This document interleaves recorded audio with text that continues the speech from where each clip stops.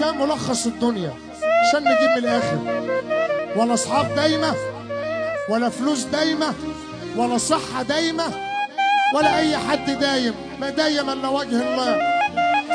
اوعى تخسر صاحبك عشان شويه ورق، واوعى تخسر ابوك وامك عشان شويه ورق. اوعى، هتندم ورب العباد. المال شويه ورق شغلت بيه حالي،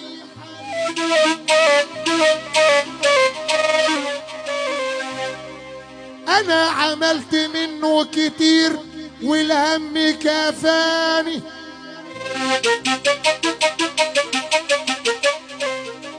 انا عمري ضاع في الهوى وانا قلبي كله جروح، وانا طير جريح يا هوى.